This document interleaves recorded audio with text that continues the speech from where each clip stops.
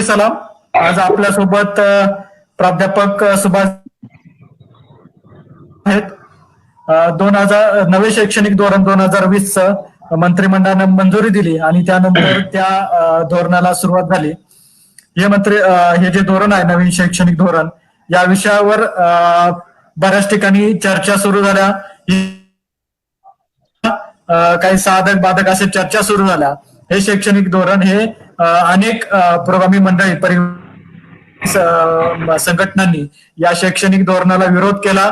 हा विरोध यासाठी होता की हे शैक्षणिक धोरण हे संविधानिक मूल्यांवर आधारलेलं धोरण नसून हे शैक्षणिक धोरण हे माणसाला आणि इथल्या बहुजनांना सनातनी परंपरेकडे धोरण आहे. या बाबतीत अशी चर्चा सुरू झाली. त्यामुळे आज आपल्यासोबत या धोरणाबद्दल अधिक जाणून घेऊया. या धोरणाबद्दल अधिक जाणून घेण्यासाठी आपल्या प्राध्यापक सुभाष दगडे सर आहेत. सरांची ओळख सांगायची झालीच तर सर हे सांगलीमधील गरवारे कॉलेजचे माजी विभाग प्रमुख अर्थशास्त्रचे विभागाचे विभाग प्रमुख आहेत आणि सर ज्येष्ठ विविध ठिकाणी विविध सामाजिक कार्यात सरांचा मोलाचा वाटा असतो आणि विविध ठिकाणी त्यांचे आंतरराष्ट्रीय संमेलनामध्ये आंतरराष्ट्रीय कॉन्फरन्सेसमध्ये सरांनी आपला शोध निबंध वाचलेले आहेत. सरांनी निबंध सादर केलेले आहेत. आज आपल्यासोबत ते 2020चे नवीन शैक्षणिक धोरण विषयावर व्याख्यान देणार आहेत. तरी आपण या व्याख्यानाला आता सुरुवात करूया. थोडा टेक्निकल प्रॉब्लेममुळे, तांत्रिक बिघाडामुळे आपल्याला आजच्या व्याख्यानाला वेळ झाला. आजचं व्याख्यान 7ला सुरू होणार होतं, परंतु या सगळ्या तांत्रिक सुरू होण्यास वेळ झाला. त्याबद्दल आम्ही सर्वजण आपल्या सोबत दिलगिरी व्यक्त करतो आणि जास्त वेळ न दवडता सरांना जास्तीत जास्त वेळ देऊया. तर आपल्यासोबत आहेत प्राध्यापक सुभाष दगडे सर, सांगलीच्या गरवारे कॉलेजचे माजी अर्थशास्त्र विभाग प्रमुख आहेत आणि आज आपल्या सोबत ते 2000 चे शैक्षणिक धोरण या विषयाबद्दल आपलं मत आणि या विषयावर आपलं व्याख्यान देणार आहेत. तर मी सरांना विनंती करतो की आपले व्याख्यान सुरू करावं. सुभाष दगडे सर. धन्यवाद प्रकाश आणि राहुल.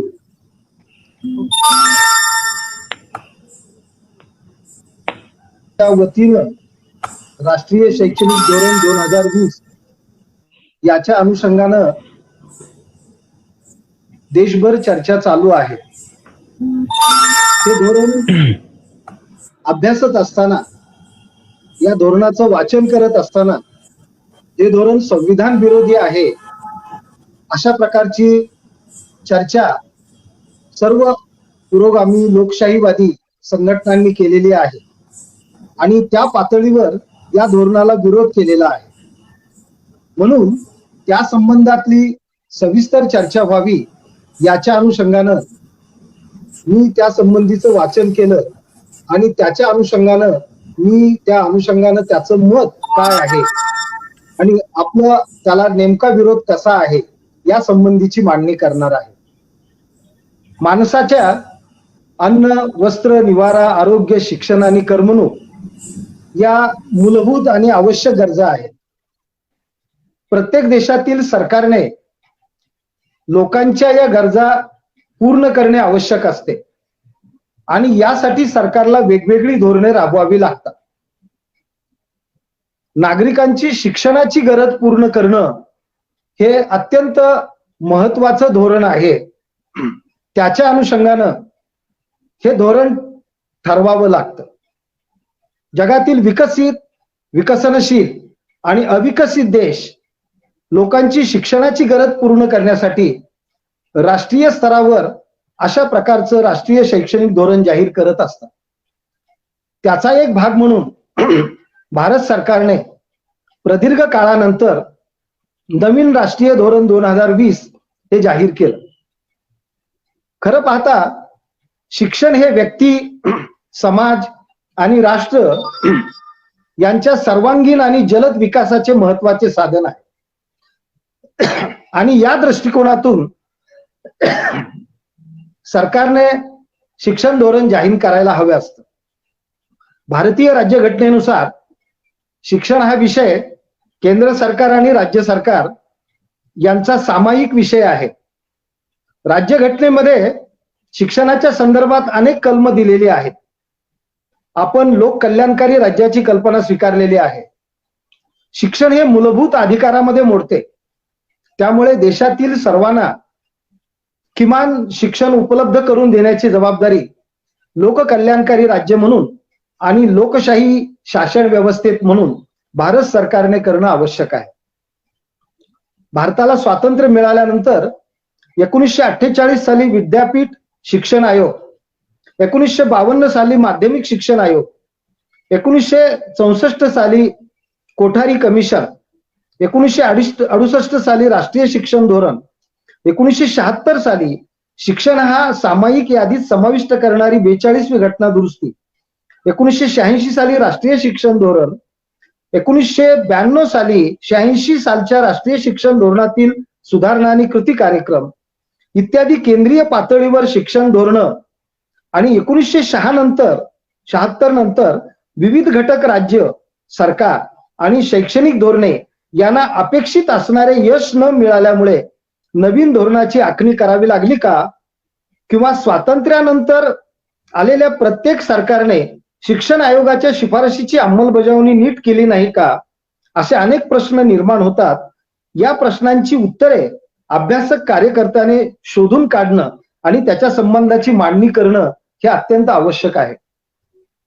देशातील सर्वांना शिक्षणाची समान संधी, न्यायपूर्ण शिक्षण हा भारतीय संविधानाचा गाभा आहे. शिक्षण घेणाऱ्या सर्वांना समान दर्जा, समान सोयी सुविधा आणि समान संधी उपलब्ध करून देणे अभिप्रेत आहे. हे आजपर्यंतच्या शिक्षण धोरणाची अंमलबजावणी झाली त्यामध्ये साध्य झाले आहे काय याचं संशोधन करून नंतरच नवीन धोरण ठरवायला हवे होते. परंतु राष्ट्रीय शिक्षण धोरण 2020 ठरवताना 1964 सालच्या कोठारी आयोगाच्या मूलगामी स्वरूपाच्या शिफारशी विचारात घेतलेल्या आहेत का? खरं पाहता त्या विचारात घेतलेल्या नाहीत. याचा संदर्भ हा सुद्धा महत्वाचा वाटतो. स्वातंत्र्योत्तर काळातील विविध शिक्षण आयोगामुळे शिक्षणाचा विकास झाला नाही म्हणून नवीन राष्ट्रीय शिक्षण धोरण ठरवण्याचा प्रचलित सरकारने प्रयत्न केला. सरकारने शैक्षणिक सुधारणा त्यांच्या ध्येय धोरण आणि विचारसरणी लादण्यासाठी डॉक्टर के कस्तुरीरंगन यांच्या अध्यक्षतेखाली 9 सदस्य समिती नेमली. डॉक्टर के कस्तुरीरंगन समितीने मनुष्यबळ विकास मंत्रालयाअंतर्गत गटाने तयार केलेला अहवाल आणि TS सुब्रमण्यम समितीने 27 मे 2016 साली दिलेला अहवाल याचा अभ्यास करून याच्या आधारावर राष्ट्रीय शिक्षण धोरणाचा आराखडा तयार करण्याचं काम सुरू केलं. डॉक्टर के कस्तुरीरंगन समितीनं शिक्षणासंबंधीच्या सूचना ऑनलाईन पद्धतीने मागवल्या होत्या. देशातील 2.5 लाख ग्रामपंचायती, 6,600 तालुके, 6,000 नागरी स्थानिक स्वराज्य संस्था, 676 जिल्हे यांची मते 26 जानेवारी 2015 ते 31 ऑक्टोबर 2015 या काळात घेतली. मनुष्यबळ मंत्रालय, संसदीय समिती, शिक्षण संवाद सदस्य यांच्या बैठका घेतल्या. राष्ट्रीय शिक्षण धोरणाचा मसुदा तयार करताना देशातील 74 महत्वाच्या संस्था आणि संघटना आणि 217 तज्ञ व्यक्तींशी चर्चा केली. नवीन राष्ट्रीय शिक्षण धोरणाचा मसुदा के कस्तुरीरंगन समितीनं डिसेंबर 2018 मध्ये सरकारला सादर केला. डिसेंबर 2018 साली सदर नवीन राष्ट्रीय धोरणाचा मसुदा देशभर चर्चेसाठी खुला केला. त्यानंतर आलेल्या प्रतिक्रियांचा विचार करून डॉक्टर के कस्तुरीरंगन यांनी राष्ट्रीय शिक्षण धोरण 2019 केंद्र सरकारला 30 मे 2019 ला सादर केले. केंद्र सरकारने नवीन राष्ट्रीय शिक्षण धोरणावर मंत्रिमंडळात फक्त साधक बाधक चर्चा करून केंद्र सरकारच्या मंत्रिमंडळाने 29 जुलै 2020 रोजी राष्ट्रीय शिक्षण धोरण 2020 जाहीर केले. या धोरणावर देशभर चर्चा चालू आहे. ते न्याय आहे की नाही याच्या अनुषंगाने त्याच्या संबंधीची मांडणी ही अत्यंत महत्वाची ठरते.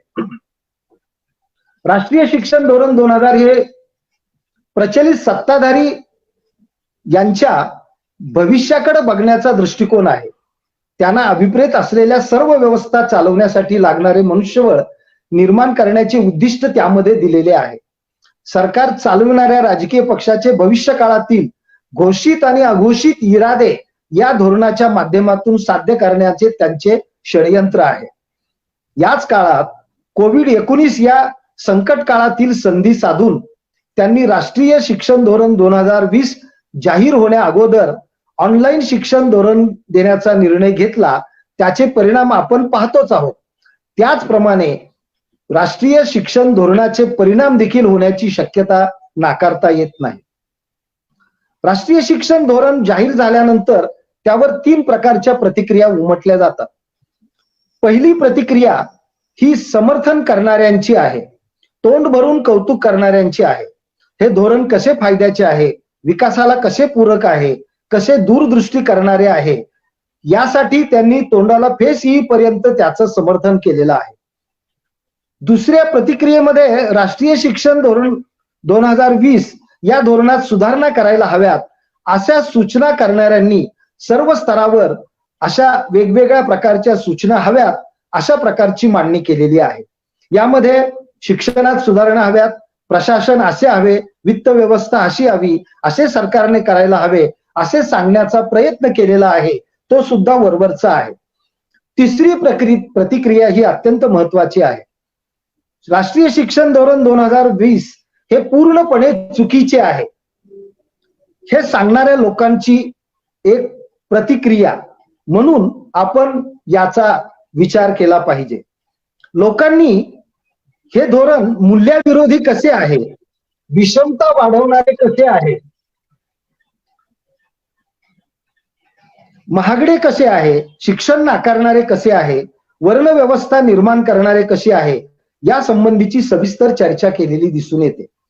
आपण त्याच अनुषंगानं हे राष्ट्रीय शिक्षण धोरण 2020 हे पूर्णपणे कसं चुकीचं आहे, संविधान विरोधी कसं आहे, मानवी मूल्यांना विरोध कसं करणार आहे आणि एकूण या देशातले जे काही मूलभूत प्रश्न आहेत ते सोडवण्याऐवजी इथे अनेक प्रकारचे प्रश्न निर्माण करणारं कसं आहे याच्या संबंधानं आपण चर्चा करणार आहोत. खरं पाहता भारतीय राज्यघटनेतील विविध कलमानुसार सामाजिक बदलासाठी समान आणि न्याय, दर्जेदार आणि गुणवत्तापूर्ण, सकस आणि निर्भेळ अशा प्रकारचे शिक्षणाचे प्रयोजन असावे आणि ते असले पाहिजे. त्याच्यासाठी भारतीय राज्यघटनेमध्ये अनेक तरतुदी केलेल्या आहेत. खरं म्हणजे या तरतुदीची अंमलबजावणी जर केली आणि ती अंमलबजावणी काटेकोरपणे केली तर आपल्याला नवीन आयोग किंवा समित्या नेमण्याची गरजच पडायला नको. सत्ताधारी राजकीय पक्षाची तशा प्रकारची इच्छा असेल तर हे शक्य आहे. परंतु खायचे दात एक आणि दाखवायचे दात दुसरे असे असेल आणि इच्छाशक्ती नसेल तर समाजातील लोकांच्या डोळ्यात धूळफेक करून जनतेची दिशाभूल करण्यासाठी उच्च तत्वाचा आयोग नेमणं आणि त्याची अंमलबजावणी करताना समाजाचा फायदा होणार नाही अशा प्रकारची धोरणं राबवणं, अशा प्रकारचा आकृतीबंध आणि त्याचं षडयंत्र या धोरणामध्ये आपल्याला दिसून येते. राष्ट्रीय शिक्षण धोरण 2020 ला फक्त मंत्रिमंडळानं मंजुरी दिली आणि धोरण लागू झाले. परंतु लोकसभेत या धोरणावर चर्चा झाली नाही, लोकसभेची मंजुरी घेण्यात आली नाही आणि अशा प्रकारचं धोरण जाहीर करणे हे लोकशाही प्रक्रियेला धोकादायक आहे. म्हणजे इथं हुकुमशाहीची सुरुवात झालेली आपल्याला दिसून येते आणि या धोरणामुळं आपल्याला हुकुमशाहीकडे वाटचाल करायची आहे का असं सरकारला विचारावंसं वाटतं. एकीकडे शिक्षणाची गुणवत्ता व दर्जेदार शिक्षण देण्याची भाषा बोलली जाते, परंतु दुसरीकडे शिक्षकांसाठी विविध पात्रता अनिवार्य असताना सध्याची ऐच्छिक मदत म्हणजे 6 अध्यायांची ऐच्छिक मदत आणि लोकसहभाग यासाठी अशिक्षितांची मदत घेणे अनाकलनीय आणि शिक्षणाच्या दर्जेदारपणाला व गुणवत्तेला मारक ठरणारे आहे आणि हे या शिक्षण धोरणामध्ये मांडण्याचा प्रयत्न त्यांनी केलेला आहे. घटनेने बालकांना सक्तीचे आणि मोफत शिक्षणाचा मूलभूत अधिकार दिलेला आहे. तर शिक्षण हक्क कायद्याने ते सरकारचे कर्तव्य मानलेले आहे. या उलट शिक्षण धोरण 2020 मध्ये खाजगी शिक्षण संस्थांना शिक्षण व्यवस्थेत येण्याची महत्वाची संधी त्यांनी दिलेली आहे. त्यामुळे खाजगीकरण सामाजिक आर्थिक दुर्बल घटकांचे शिक्षण संपवणारे आहे. त्यामुळे हे शिक्षण धोरण संविधानाशी विसंगत आणि शिक्षण हक्क कायद्याचे उल्लंघन करणारे आहे. राष्ट्रीय शिक्षण धोरण 2020 जाहीर करणारे सरकार खाजगीकरणावर भर देणारे आहे. नव्या आर्थिक धोरणाचे समर्थन करणारे आहे. म्हणजे खाजगीकरण, जागतिकीकरण आणि उदारीकरण याचा मागोवा घेता खाजगीकरण हे अत्यंत धोकादायक असते आणि ते खाजगीकरण शिक्षण क्षेत्रात आणण्याचा त्यांचा 100% प्रयत्न या धोरणामध्ये केलेला आहे. त्यामुळे आरक्षण नाकारले जाईल, शिक्षणात आरक्षण असणार नाही, रोजगारात आपोआपच ते उडालेलं असेल. म्हणजे असं धोरण राज्यघटनेतील मूल्याच्या विरोधात कार्य करणार आहे. त्यामुळे वंचित घटक शिक्षणापासून तर पूर्णपणे वंचित राहतील, परंतु घटनेतील मूल्यांचं संवर्धन करण्याऐवजी त्यांचा संहार करण्याचा प्रयत्न या राष्ट्रीय धोरणाने केलेला आहे. आज सत्तेत असलेलं सरकार घटना मानणार आहे असे दाखवलं जातं, परंतु प्रत्यक्षात कृती घटनाविरोधी केली जाते. त्याचप्रमाणे सरकार विविध स्तरावरची धोरणं ठरवताना घटनाविरोधी मूल्याला महत्व देणारे आहे. प्रचलित सरकारच्या मतानुसार राज्यघटना ही भारतीय मूल्याच्या विरोधात आहे.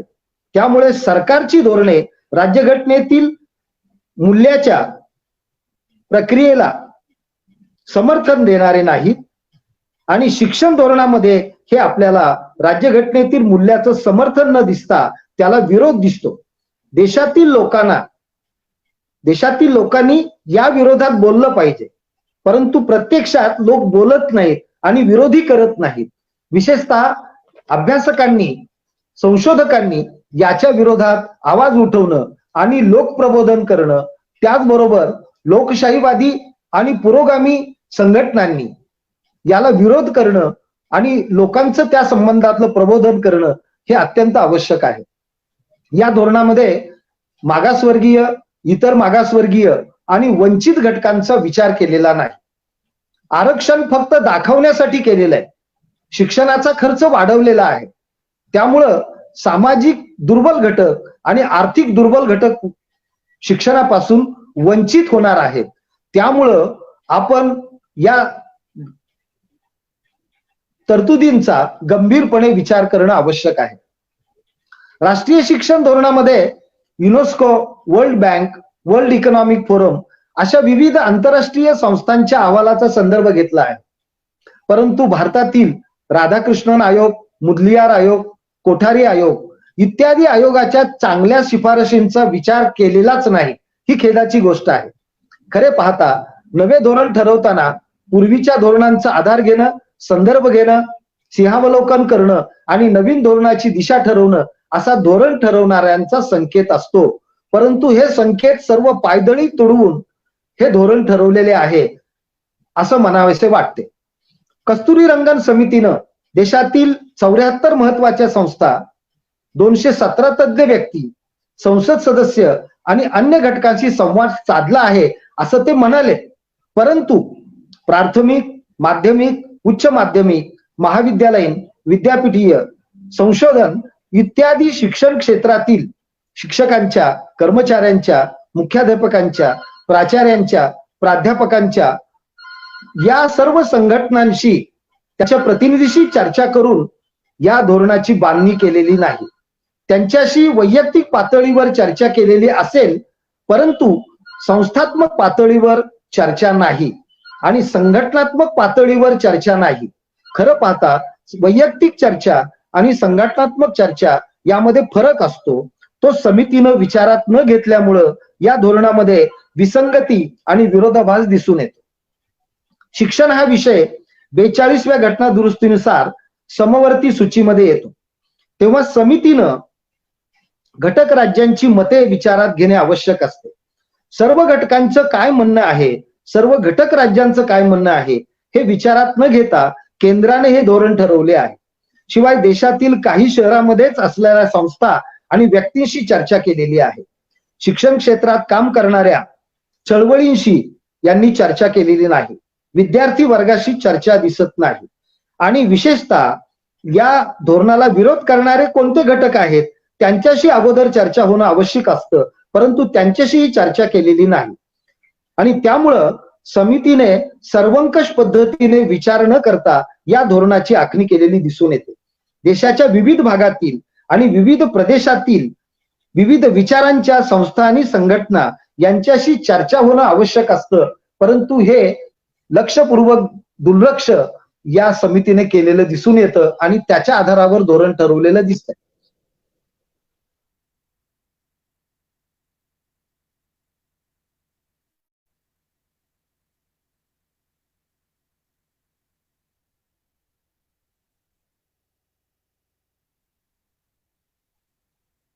राष्ट्रीय शिक्षण धोरण हे शिक्षण कशा आणि कोणत्या प्रकारचे द्यावायचे याचा आराखडा तयार करण्यापुरतेच असते.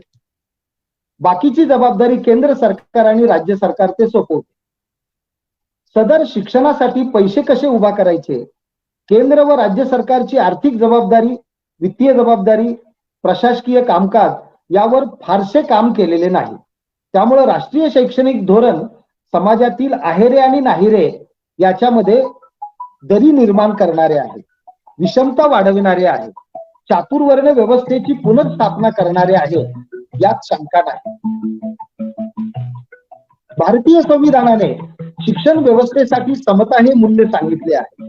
सर्वांना समान दर्जा, सोयी सुविधा आणि संधी देणे अभिप्रेत आहे. त्याचबरोबर कमी दर्जाच्या लोकांना सामावून घेणे अभिप्रेत आहे. नवीन राष्ट्रीय धोरणामध्ये खाजगीकरणावर भर देण्यात आल्यामुळं या धोरणामध्ये समावेशकता फक्त दाखविण्यासाठी आहे, प्रत्यक्ष कृती असणार नाही. समावेशकतेचा उल्लेख फसवा आहे.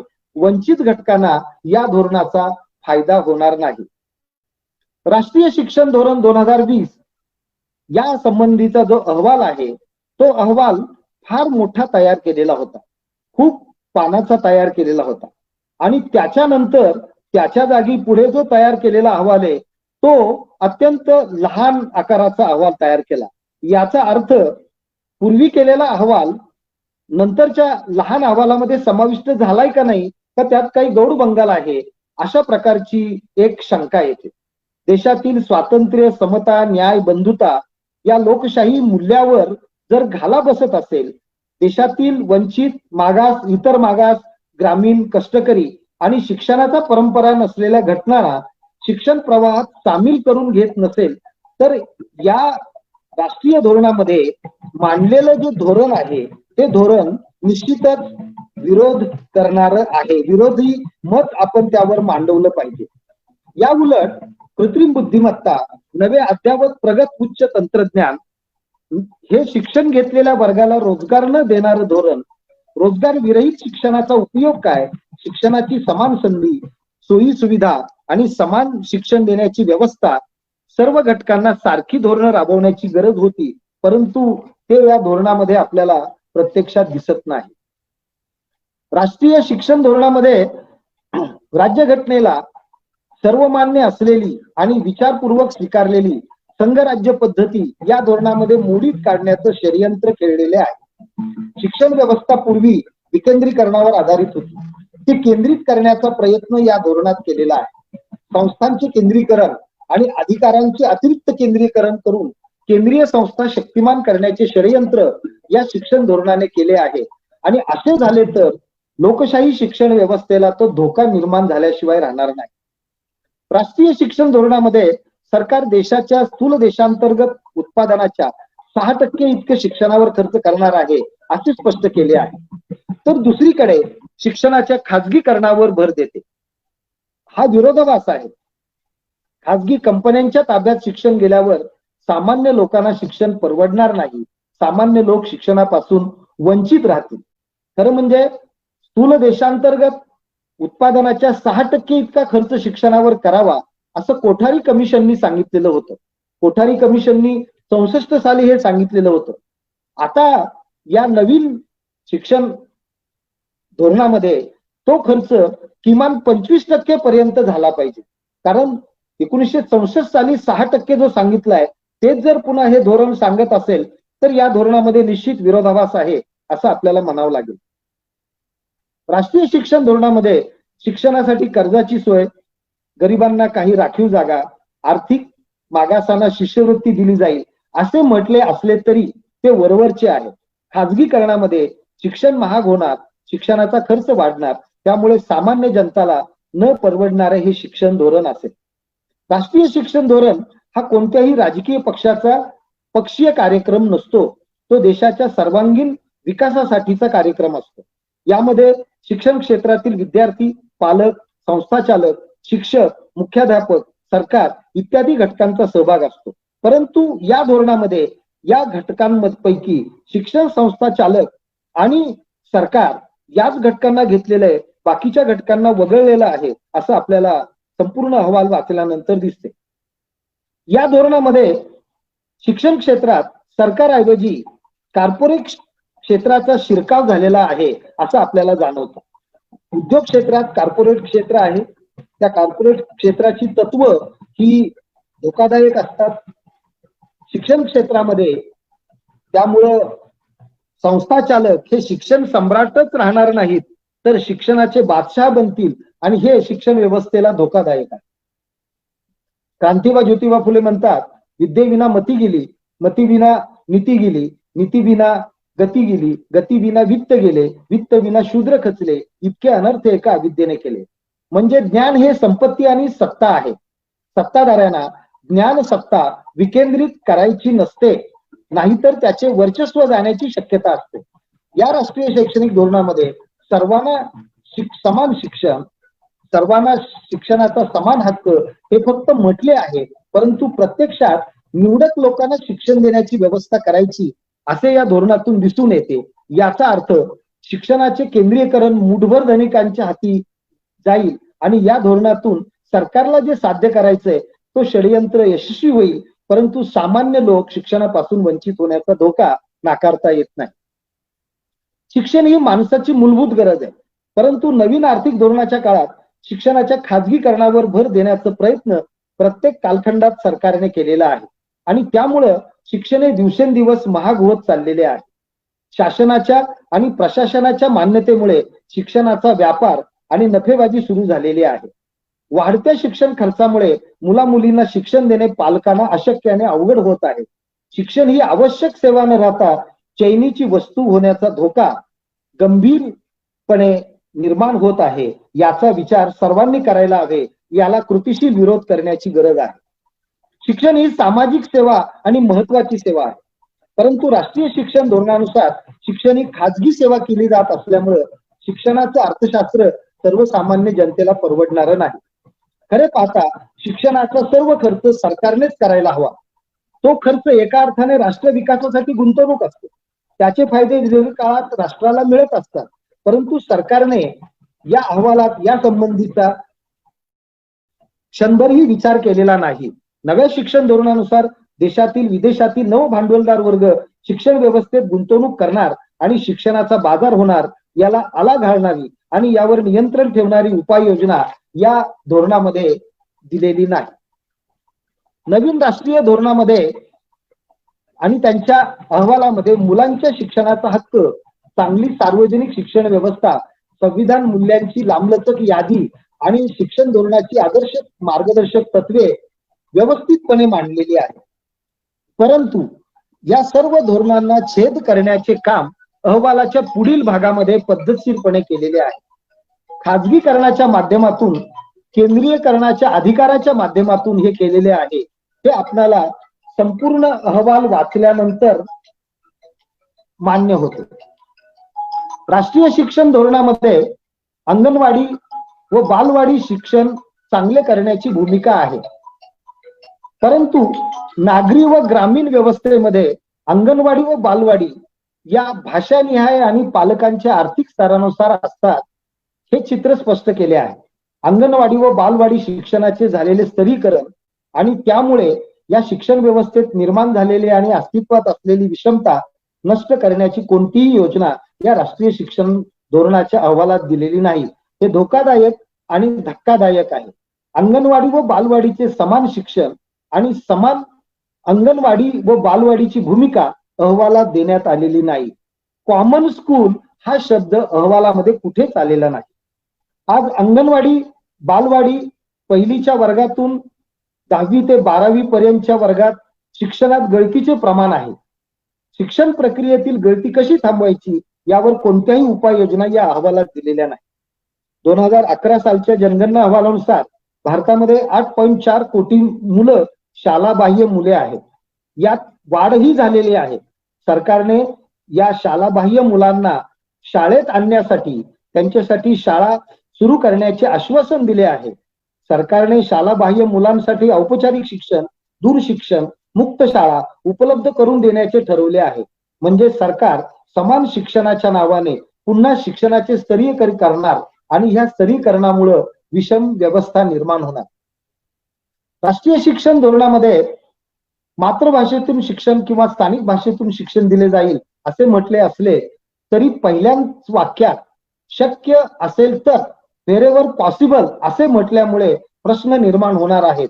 याचा अर्थ इतर माध्यमांच्या शाळा, म्हणजे मुलाच्या शाळेची जी भाषा आहे त्याच्याऐवजी इतर माध्यमांच्या शाळा म्हणजे इंग्रजी माध्यमांच्या शाळा चालतील आणि त्यांच्यावर त्याचा फारसा परिणाम होणार नाही. उलट त्यांचं संवर्धन करण्याचा प्रयत्न सरकार करेल. आज वाड्या वस्त्यावर शाळा चालवल्या जात होत्या, परंतु त्या नंतरच्या काळात चालवल्या जाणार नाही. त्यामुळे ग्रामीण भागात शिक्षणाची व्यवस्था ही दुर्लभ होणार. राष्ट्रीय शिक्षण धोरणाच्या अहवालामध्ये स्कूल कॉम्प्लेक्स शिक्षण संकुल योजना मांडलेली आहे. याचा अर्थ वाड्या वस्त्यावरच्या शाळा बंद करण्याचं धोरण आहे असे स्पष्ट होते. सरकार म्हणतंय खेड्यापाड्यात यावे. हे समाजाच्या विविध स्तरातील कुटुंबांना शक्य होणार आहे का? सरकार एका अर्थानं अशा मुलांना शिक्षणाच्या प्रवाहातून बाहेर काढणार आहे. पहिली आणि दुसरी या 5 वर्गात मुलांच्या गळतीला सुरुवात होणार आहे यात शंका नाही. राष्ट्रीय शैक्षणिक धोरण 2020च्या अहवालामध्ये 6वी, 7वी, 8वी या वर्गात सर्वसामान्य शिक्षणाबरोबरच एका व्यावसायिक शिक्षणाची ओळख केली जाणार आहे. याचा अर्थ मुलांना शिक्षण प्रक्रियेत व्यवसायाची ओळख करून दिली जाणार आहे. मुलामध्ये श्रमाची प्रतिष्ठा रुजवण्याची अपेक्षा अहवालात व्यक्त करण्यात आली आहे. शहरी भागातील शाळेत नवीन व्यवसाय आणि ग्रामीण भागातील शाळेत पारंपरिक जुने व्यवसाय शिकवले जातील. याचा अर्थ नव्या स्वरूपात जाती व्यवस्था टिकवण्याचे षडयंत्र सरकार करणार आहे. कौशल्य आणि क्षमता विकासासाठी शिक्षण हे अनौपचारिक आहे. सरकार नव्या धोरणानुसार ते औपचारिक शिक्षणात समाविष्ट करणार आहे. त्यामुळं 6वी ते 8वी किंवा त्यानंतर मुलं आणि मुली शिक्षणातून बाहेर पडण्याची ही योजना आहे असे म्हटले जाते. राष्ट्रीय शिक्षण धोरण 2020 हे राष्ट्राला आत्मनिर्भर करणारे धोरण नसून गुलामगिरी लादणारे धोरण आहे. कारण 5-10 किलोमीटर परिसरात शिक्षण संकुलात कला, खेळ व इतर विषयासाठी फिरस्ते शिक्षक नेमण्यात यावे असे अहवालात म्हटले आहे. कदाचित भाषा आणि इतर विषय शिकवण्यासाठी असे फिरस्ते शिक्षक नेमण्यात येण्याचा धोका नाकारता येत नाही. सर्वांना उच्च गुणवत्तेचं शिक्षण देऊन देशाला ज्ञानाच्या क्षेत्रात महाशक्ती बनवणे हा शिक्षणाचा दूरदर्शी दृष्टिकोन असला म्हणजे तो 100% साध्य झाला असे होणार नाही असे म्हणण्यात काहीच अर्थ नाही. सरकार अनुदानित संस्था कमी करून त्याचे एकत्रीकरण करणार आहे. या उलट विना अनुदानित संस्था वाढणार आहे. त्यामुळे खाजगी संस्था आर्थिक हितासाठी शिक्षण संस्थांमध्ये गुंतवणूक करणार. त्यामुळे आर्थिक क्षमता असणाऱ्यांना शिक्षणाचे पर्याय उपलब्ध होणार आणि वंचितांना तसेच राहावे लागणार.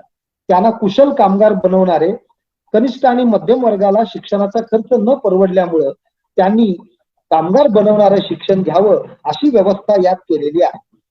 त्यांच्या मुलांची सृजनशीलता, विविधता, गुणवत्ता यांना हे मारक असून सरकारचं हे षडयंत्र आहे आणि त्यामुळे समान व न्यायपूर्ण शिक्षण संपवण्याचा धोका नाकारता येत नाही. राष्ट्रीय शिक्षण धोरणाच्या अहवालात मूलभूत क्षमता विकासावर भर देताना बाल विकास, बाल संगोपन आणि बाल शिक्षण हे राज्यांनी ठरवायचे. शालेय विभाग, बाल कल्याण विभाग, मंत्रालय यांनी ठरवायचे असल्यामुळे ते वेगवेगळ्या राज्यात वेगवेगळ्या पद्धतीमुळे असल्यामुळे देश पातळीवर समन्वय आणि एकात्मतेचा अभाव असेल. त्याचप्रमाणे बालकांची घरातील भाषा आणि शाळेतील भाषा वेगळी असेल. त्यामुळं मराठी विरुद्ध इंग्रजी शिक्षण असा विरोधाभास निर्माण होणार आहे.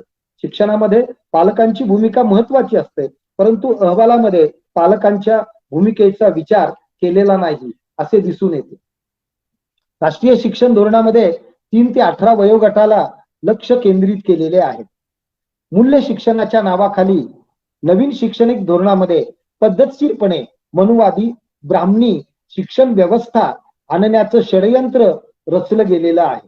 त्याप्रमाणे प्रादेशिक भाषेतून अथवा बोलीभाषेतून शिक्षण हे बहुभाषिक शिक्षण म्हणजे जाती व्यवस्था घट्ट करणारे असेल. बोलीभाषेतून शिक्षण घेतलेला विद्यार्थी स्पर्धेत टिकणार नाही, म्हणजे विद्यार्थी आपोआपच शैक्षणिक प्रक्रियेतून बाहेर फेकला जाईल. राष्ट्रीय शिक्षण धोरणामध्ये पूर्व प्राथमिक, अंगणवाडी, बालवाडी, लहान गट, मोठा गट आणि प्राथमिक शिक्षण याचे एकत्रीकरण केलेले आहे. त्यांचा वयोगट 3 ते 8 वर्ष आहे, परंतु यामधील दोन्ही वयोगटातील मुलांच्या क्षमतेमध्ये फरक असतो. याचा विचार शिक्षण धोरणामध्ये केलेला नाही असे अनेक मानसशास्त्रज्ञांचे म्हणणे आहे. राष्ट्रीय शिक्षण धोरणामध्ये आरक्षण, धर्मनिरपेक्षता, न्याय, समता, स्वातंत्र्य, बंधुता, मानवी मूल्य, समाजवाद यांचा ओझरता उल्लेख आढळतो. त्यांच्या अंमलबजावणीचा विचार केलेला नाही. त्यामुळे घटनेतील उद्दिष्ट साध्य होणार नाही आणि ती साध्य होणार नसतील तर या धोरणाला विरोध करणं हे आवश्यक आहे. राष्ट्रीय धोरणामध्ये दुर्गम, डोंगराळ, आदिवासी, ग्रामीण भागातील शिक्षणाचा विचार केलेला दिसत नाही.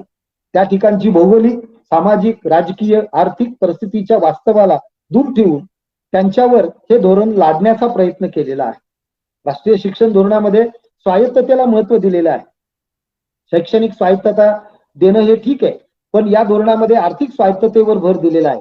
याचा अर्थ सरकार शिक्षणाची आपली जबाबदारी टाळतं आहे आणि भविष्य काळात ते टाळणार आहे हे स्पष्टपणे जाणवतं. राष्ट्रीय शिक्षण धोरण विद्यार्थ्यांच्या लोकशाही अधिकाराबाबतीत काही भाष्य करत नाही.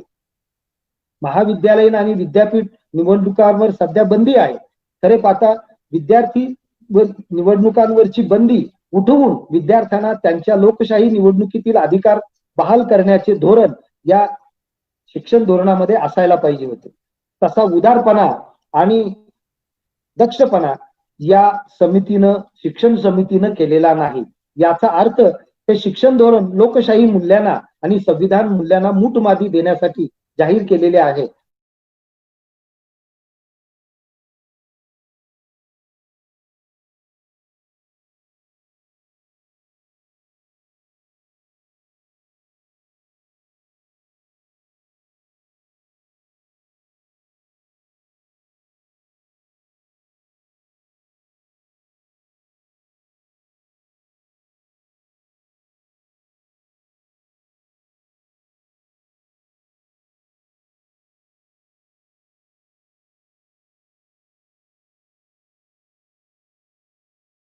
मध्ये उच्च शिक्षण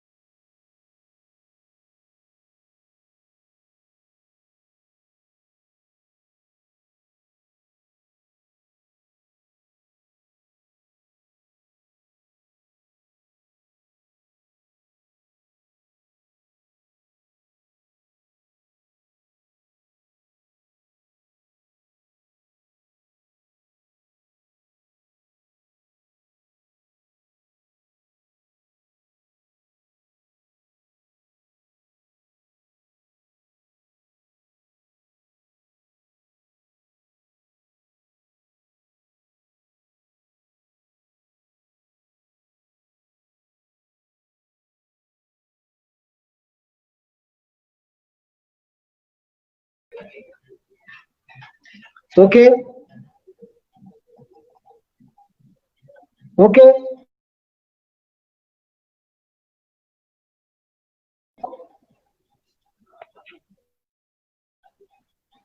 हॅलो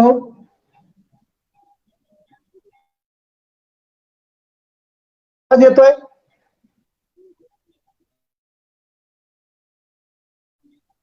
हॅलो आवाज येतोय का हल येतोय बोलू सुरू करू का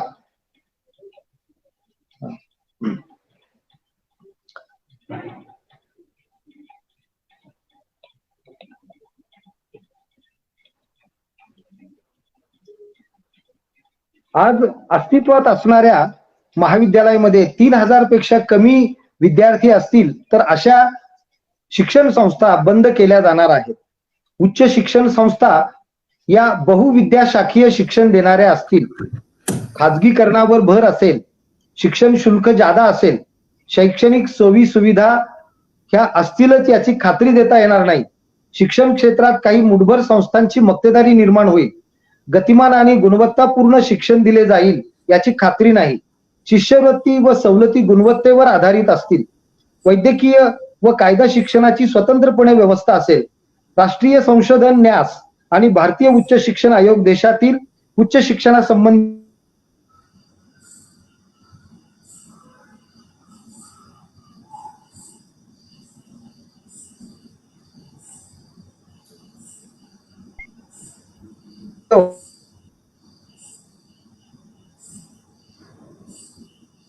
खात्री नाही. प्रचलित शासन या संबंधी निर्णय घेईल. उच्च शिक्षणाचे खाजगीकरण, आंतरराष्ट्रीयकरण आणि केंद्रीयकरण यावर भर देण्यात आलेला असेल.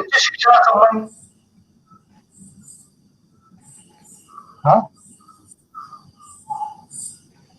हॅलो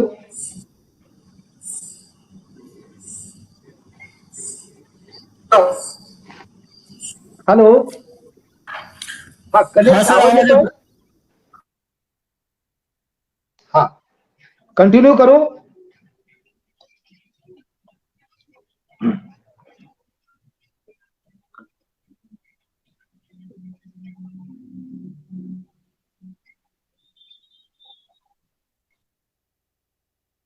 सरकारने देशातील लोकांच्या शिक्षणाची पूर्ण जबाबदारी घेणे आवश्यक आहे, परंतु सरकार ही जबाबदारी टाळते आहे. उच्च शिक्षणाच्या बाबतीत सरकार जबाबदारी टाळत असेल तर हे देशाच्या विकासाला घातक आहे. नवीन राष्ट्रीय शैक्षणिक धोरणानुसार महाविद्यालयांची संख्या घटेल. ग्रामीण भागातील महाविद्यालय बंद होतील. शिक्षक अतिरिक्त होतील. शिक्षण शुल्क जादा असेल. शिक्षण संस्था नफा मिळवण्यासाठी प्रयत्न करणाऱ्या असतील. सरकारचा शिक्षणावरील खर्च अत्यल्प झाल्यामुळे हा हॅलो येतोय सर, बोला, आवाज येतोय. हा सरकारचा शिक्षणावरील खर्च अत्यल्प असल्यामुळे सार्वजनिक विद्यापीठे, महाविद्यालये व अन्य संस्था कमी असतील आणि खाजगी शिक्षण संस्था, महाविद्यालय, विद्यापीठे यांचे प्रमाण वाढेल. त्याचप्रमाणे आंतरराष्ट्रीय स्तरावरील विद्यापीठाची संख्या वाढण्याची शक्यता नाकारता येत नाही. शिक्षणाचा खर्च खाजगी विद्यापीठे, महाविद्यालये यांची आकारणी ही जादा असेल. त्यामुळे विद्यार्थी शिक्षण प्रवाहातून बाहेर पडतील. त्यामुळे शैक्षणिक विषमता वाढण्याचा धोका आहे. दूरशिक्षण आणि बहिस्थ शिक्षणावर भर अधिक असेल. उच्च शिक्षण संस्थातील शिक्षण आंतरशाखीय स्वरूपाचे असेल. बहुविद्याशाखीय महाविद्यालय असतील. विषय निवडण्यासाठी लवचिकता असेल.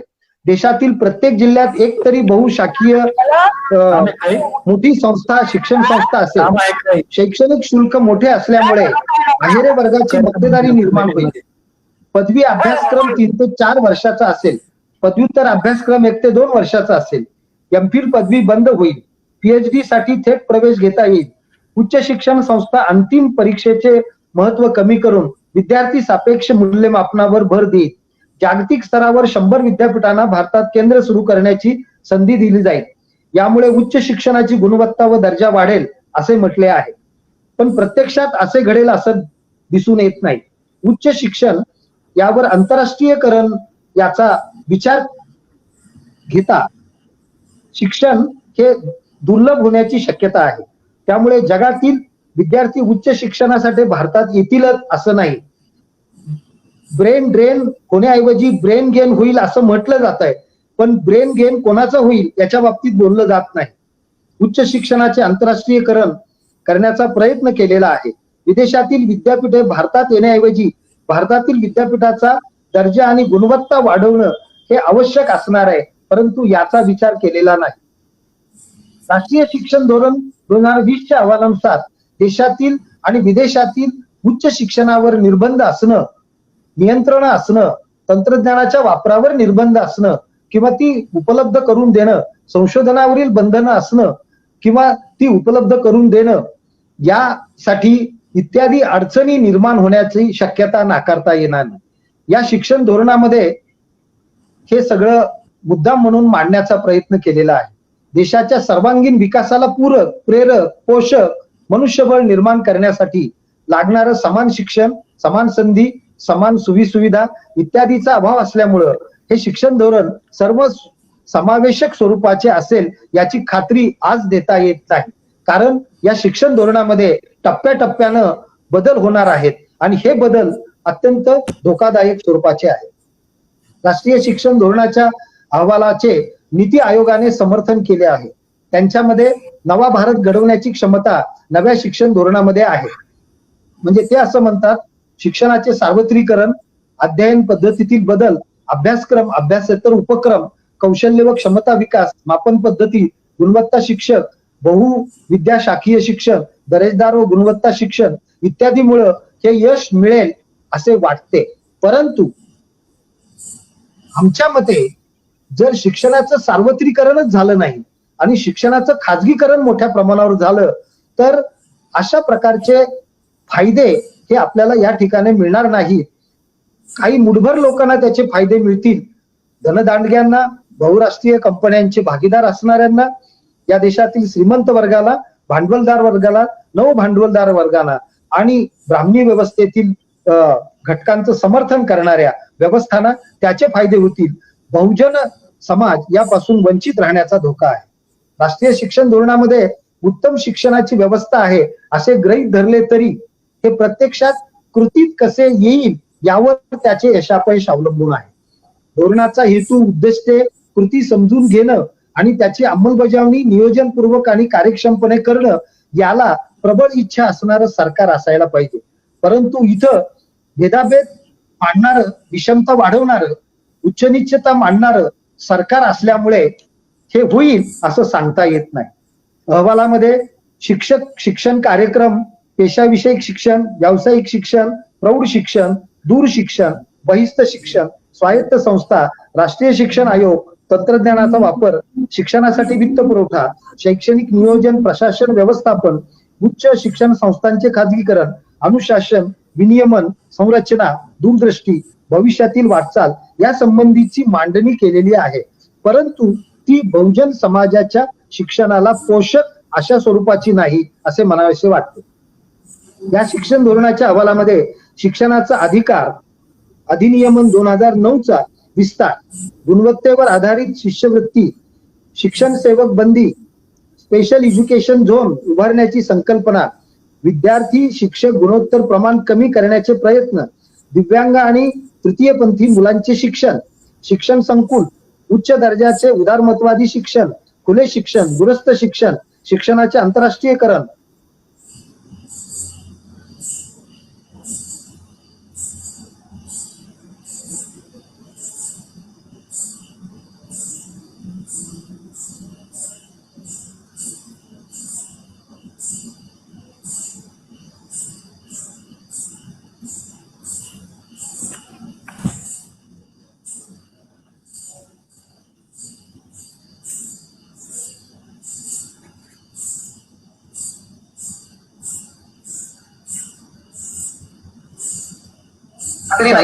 राष्ट्रीय शिक्षण नाही. हा विषय मांडणीच्या निमित्तानं ही चर्चा संपूर्ण देशभर होईल. विद्यार्थी कृतिशील आंदोलन करतील, लोक चळवळीच्या मार्गाने हे पुढे जाईल आणि या दृष्टीनं वाटचाल आपण करणं हे खूप आवश्यक आहे.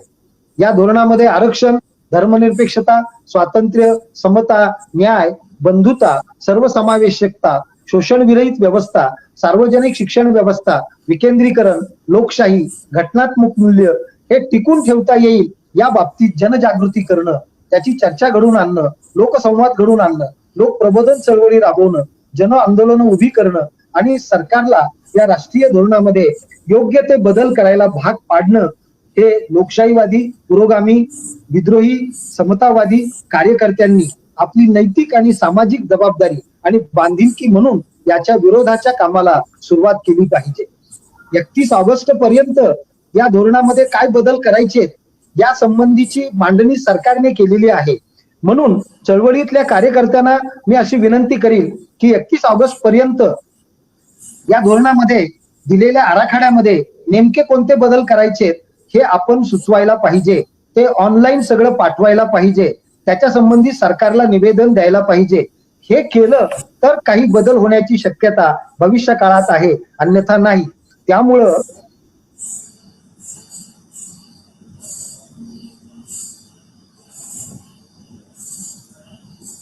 न करता कायदेशीर मार्गाने आपल्याला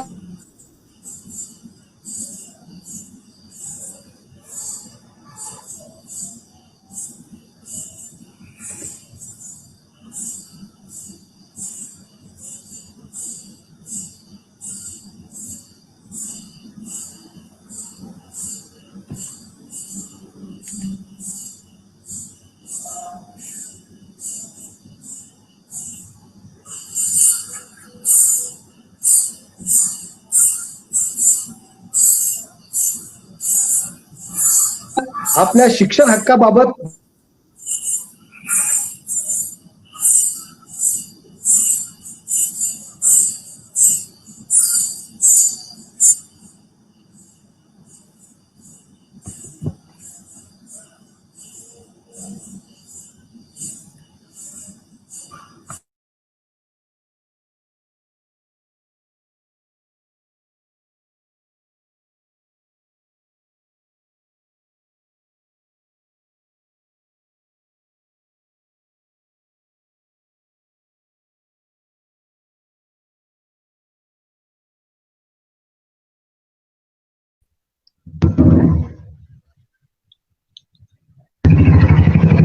आवाज येत नाही आहे प्रकाश दादा.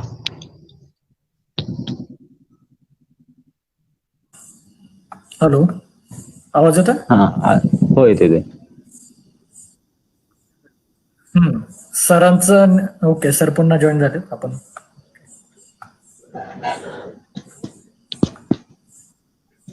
सर बोला. हा,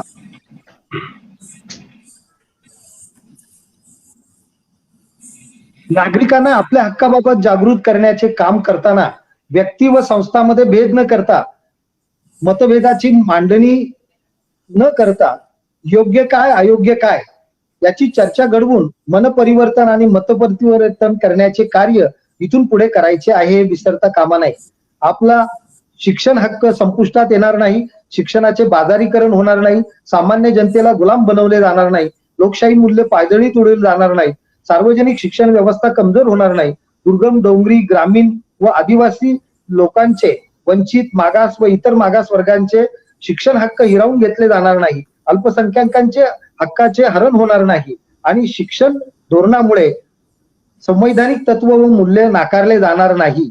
त्याचबरोबर जातीयवादी शिक्षण व्यवस्था, मनुवादी शिक्षण व्यवस्था, ब्राह्मणी शिक्षण व्यवस्था लादली जाणार नाही याची दक्षता घेण्यासाठी नव्या पिढीतील युवक आणि युवतींनी आपल्या कार्याने याला विरोध करणं हे आवश्यक आहे.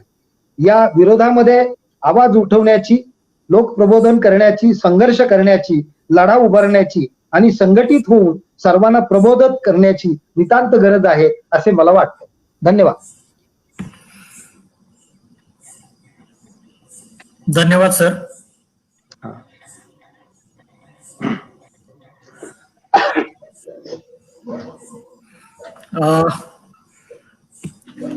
सरांनी अतिशय चांगली आणि सविस्तर अशी मांडणी याबद्दल केलेली आहे. आणि नवं शैक्षणिक जे धोरण आहे ते सगळ्याच त्याच्या बाबतीवर सगळ्याच मुद्द्यांवर भर टाकण्याचा प्रयत्न सरांनी केलेला आहे. आणि या सगळ्या बद्दल काही सर प्रश्न आहेत, काही कमेंट बॉक्समध्ये आपल्याला प्रश्न आले आहेत, तर ते प्रश्न मी तुम्हाला वाचून दाखवतो. तर त्याची एक 2 ते 3 क्वेश्चन आहेत, ते घेऊया आपण. आणि बाकीचे काही प्रश्न असतील तर त्यांनी आपण ते सरांना विचारूया. असा एक प्रश्न आहे सर, अनिल पारधी यांनी विचारलेला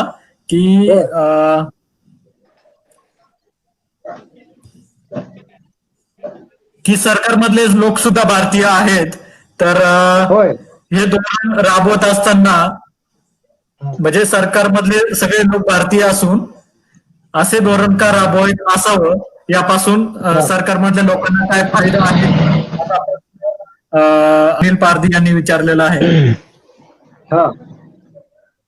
आता याचं उत्तर असं आहे, राष्ट्रीय शिक्षण धोरण 2020 या धोरणावर राष्ट्रीय स्वयंसेवक संघ आणि भारतीय जनता पक्ष यांचा फार मोठा प्रभाव दिसून येतो. नव्हे तर हे धोरण राबवत असताना यांच्या व्यवस्थेची मूल्य त्याच्यात विचारात घेतलेली आहेत. ते जरी भारतीय असली तरी ते भारतीय मूल्य मानतात. ते संविधान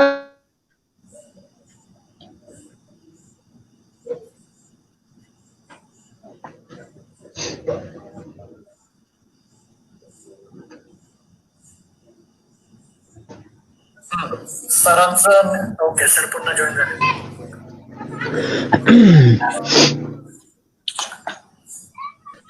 सर बोला. संविधानाची मूल्य न मानणारे हे भारतीय असल्यामुळं या भारतीयांनी तयार केलेलं जे राष्ट्रीय शिक्षण धोरण 2020 आहे. हॅलो. हा सर, बोला सर. आपण बर का, राष्ट्रीय शिक्षण धोरण 2020 हे मानणारे भारतीय जरी असले तरी त्यांना भारतीय सनातन व्यवस्थेची मूल्य मान्य आहेत काय, पण त्यांना संविधानाची मूल्य मान्य नाहीत. आणि त्यामुळे या धोरणामध्ये संविधानाची मूल्य प्रतिबिंबित झालेली नाहीत. आणि हे जर होत नसतील तर आपण काही भारतीय सनातनी, संघवादी, विषमतावादी अशा व्यवस्थेची मूल्य मानणारे नाहीत. आणि त्यामुळं आपण या राष्ट्रीय शिक्षण धोरणाला विरोध करणं हे आवश्यक आहे. त्याचप्रमाणे लोकशाही मूल्य सुद्धा याच्यामध्ये समाविष्ट केलेली नाहीत. आणि त्यामुळे याला विरोध करणं हे खूप आवश्यक आहे.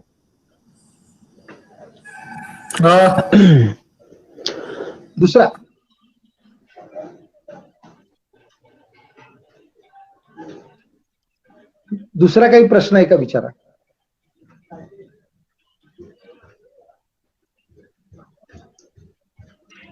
प्रकाशदा आवाज येत नाहीये. माझा आवाज येतो? हो, तुमचा येतो, प्रकाश दादांचा येत नाहीये. सर, दुसरा प्रश्न असा आहे की शिक्षणाचे राष्ट्रीयकरण आतापर्यंत का होत नाहीये? खरं म्हणजे शिक्षणाचे राष्ट्रीयकरण व्हावे या संबंधीची मांडणी अनेक राजकीय पक्ष, अनेक डाव्या लोकशाहीवादी पुरोगामी विचारांच्या संघटना सातत्याने करत आलेल्या आहेत. परंतु म्हणजे स्वातंत्र्य मिळाल्यानंतर जे राजकीय पक्ष सत्तेवर आले, ह्या राजकीय पक्षांच्यावर मनुवादी संस्कृतीचा प्रभाव होता, ब्राह्मणी संस्कृतीचा प्रभाव होता. आणि त्यामुळं शिक्षण हे फक्त उच्चवर्णीयांच्या, उच्च वर्गाच्या हक्कासाठीच आहे, इतरांसाठी नाही, अशी त्यांची भूमिका होती. त्यामुळं त्यांनी शिक्षणाचं राष्ट्रीयकरण करावं याच्या संबंधात विचार केलाच नाही. म्हणजे वेगवेगळे शिक्षण आयोग सुद्धा आले, म्हणजे राधाकृष्णन कमिशन पासून कोठारी कमिशन पर्यंत हे आले. म्हणजे त्यामध्ये सुद्धा राष्ट्रीयकरण करण्याची भूमिका घेतलेली नाही. खरं म्हणजे राष्ट्राचा विकास हा त्या देशातील मनुष्यबळाच्या विकासावर अवलंबून असतो आणि मनुष्यबळाचा विकास त्या देशातील शिक्षण व्यवस्थेवर अवलंबून असतो. आणि ही शिक्षण व्यवस्था जन्माला आलेल्या प्रत्येक मुलाला आणि मुलीला जर मिळाली तर त्याच्या मनुष्यबळाचा विकास होतो, त्याची बौद्धिक क्षमता वाढते, शारीरिक क्षमता वाढते आणि ही बौद्धिक आणि शारीरिक क्षमता याच्यामधून त्याची कार्यक्षमता वाढते, उत्पादकता वाढते आणि राष्ट्राच्या विकासाला मदत होते. परंतु आजपर्यंतच्या सरकारने अशा धोरणात्मक बाबीच्या दृष्टिकोनातून विचार न केल्यामुळं ते राष्ट्रीयकरण झालेलं नाही, नव्हे तर मनुवादी संस्कृतीच्या समर्थकांनी ते होऊ दिलेलं नाही. त्यामुळं खरं पाहता शिक्षणाचा सर्व खर्च, मनुष्यबळाचा सर्व खर्च, विकासाचा सर्व खर्च हा सरकारने करणं आवश्यक आहे. हे जर केलं तर जगातल्या पहिल्या क्रमांकाचं मनुष्यबळ, बौद्धिक भांडवल, शारीरिक क्षमता भारताकडे निर्माण होईल. परंतु हे त्यांना निर्माण करायचं नाही. हे जर झालं तर उच्चवर्णीयांची मक्तेदारी संपुष्टात येईल आणि हे होऊ नये याच्यासाठी राष्ट्रीयकरण आजपर्यंत झालेलं नाही.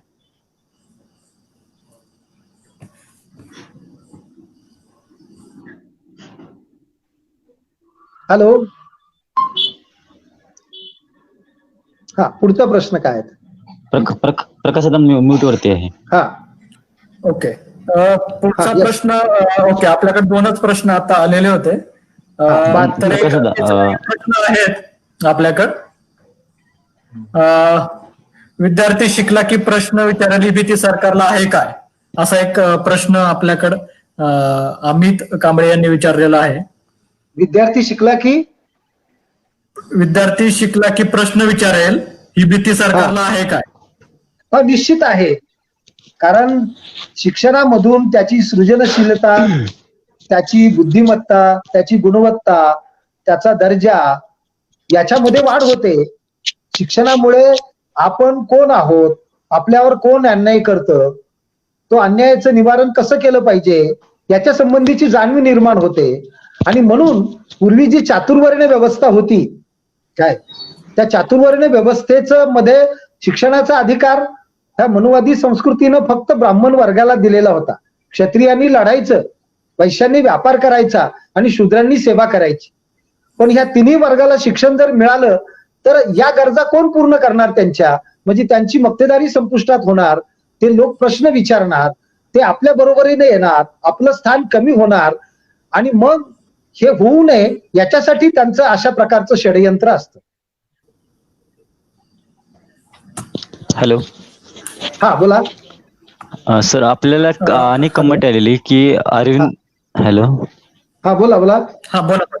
अरविंद केजरीवाल यांची जी शिक्षणाबाबतची जी योजना आहे याविषयी आपलं मत कमेंट मध्ये विचारलेलं. हा बर का, म्हणजे तो खरं म्हणजे देशातला एक शैक्षणिक प्रयोग आहे आणि तो प्रयोग यशस्वी झाला तर त्या प्रयोगाचं देशातल्या सगळ्या घटक राज्यांनी काय अवलंबन केलं पाहिजे, तो स्वीकारला पाहिजे. त्यांनी नेमकं आकृतीबंध काय मांडलेलं आहे, घटनेची मूल्य कशी संवर्धित केलेली आहेत, शिक्षण व्यवस्थेमध्ये नेमकं काय पाहिजे आणि काय नको याच्या संबंधीचा तो आकृतीबंध आहे. तो शैक्षणिक प्रयोग आहे आणि तो प्रयोग त्या ठिकाणी यशस्वी झालेला आहे. तो आपल्या वेगवेगळ्या घटक राज्यात यशस्वी करायचा असेल तर ती त्या राज्य सरकारची तशा प्रकारची मानसिकता पाहिजे. पण हे सर्व घटक राज्य असं होऊ देणार नाही, कारण तशा प्रकारची प्रक्रिया केली आणि सगळेच लोक शाणे झाले आणि प्रश्न विचारायला लागले तर आपण सत्तेत कसे येऊ या प्रकारची भीती त्यांना वाटते. खरं म्हणजे केजरीवाल यांच्या प्रयोगाची पाहणी मी अद्याप केलेली नाही, त्याच्याबद्दलचं फक्त वाचन केलेलं आहे. पण या देशाची घटना लिहिणारे डॉक्टर बाबासाहेब आंबेडकर यांच्या संबंधीचं, त्यांनी घटनेमध्ये दिलेल्या बाबी संबंधीचं अभ्यासक्रमामध्ये समावेश करून प्रत्येक विद्यार्थ्यांना त्याच्याबद्दलची जागृती निर्माण करण्याचं काम त्यांच्या शैक्षणिक प्रयोगामध्ये आहे. मग असं जर असेल तर ते निश्चित सर्वमान्य होण्यासारखं आहे आणि ते इतर सगळ्या घटक राज्यामध्ये अशा प्रकारची मांडणी करणं हे खूप आवश्यक आहे. म्हणजे वाचनामधून तरी असं दिसतंय की जर या देशाची सगळी व्यवस्था ज्या घटनेवर अवलंबून आहे त्याचं शिक्षण देण्याचं, त्याच्या मूल्यांचं संवर्धन करणारं आणि त्याच्या मूल्याप्रमाणे राष्ट्र घडवणारं, मनुष्यबळ घडवणारं शिक्षण जर दिलं जात असेल तर त्याचा विचार करायला हरकत नाही.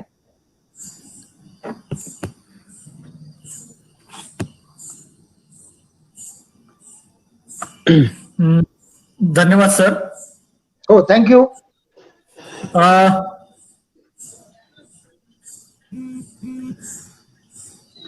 एवढेच प्रश्न आपल्याकडे सध्या आलेले होते. तर याबद्दल आज तुम्ही अगदी सविस्तर हे धोरण समजून सांगितलंय. सगळ्यांना अगदी सोप्या भाषेत हे धोरण समजून सांगितलं. तर विद्रोही विद्यार्थी संघटना काय म्हणजे सुरुवातीपासूनच या धोरणाचा विरोध करत आलेला आहे आणि राष्ट्रीय जे इथून पुढे काही या धोरणाच्या विरोधात असेल, जे काही कार्यवाही असेल त्या धोरणामध्ये विद्रोही विद्यार्थी संघटना ही सहभागी आहे. तर आजचे आपले सांगलीचे कार्यकर्ते राहुल कांबळे हे या सगळ्या आजच्या व्याख्यानाचं आभार प्रदर्शन करतील. राहुल. हो, चल. धन्यवाद प्रकाश दादा. धन्यवाद सर. सर्वप्रथम मी आपले आभार मानतो की आपण वेळ झाला तरी आपण लेक्चर आपल्या जे विषय दिलेला आहे त्याच्यावरती आपण सखोल असं मार्गदर्शन आपलं केलं. जे राष्ट्रीय शिक्षण धोरण जे सरकारने लागू केलेलं आहे त्याशी आपण सखोल मार्गदर्शन केलं. खूप चांगल्या प्रकारे आपण मार्गदर्शन केलं सर. त्याबद्दल मी विद्रोही विद्यार्थी संघटना व विद्रोही संस्कृती चळवळ यांच्या वतीने आपले आभार मानतो व सर्व माझ्या मित्रमैत्रिणींच्या वतीने आभार मानतो. तसेच आपण मार्गदर्शन केले हे सखोल असं मार्गदर्शन होतं. जे धोरण जे संविधान विरुद्ध धोरण आहे जे नवीन शिक्षण धोरण याच्या बाबतीत आपण सखोल असं मार्गदर्शन केले. त्याबद्दल मी आभार मानतो व या ठिकाणी हे कार्यक्रम संपला असे जाहीर करतो. धन्यवाद. धन्यवाद सर. धन्यवाद सर. धन्यवाद सर.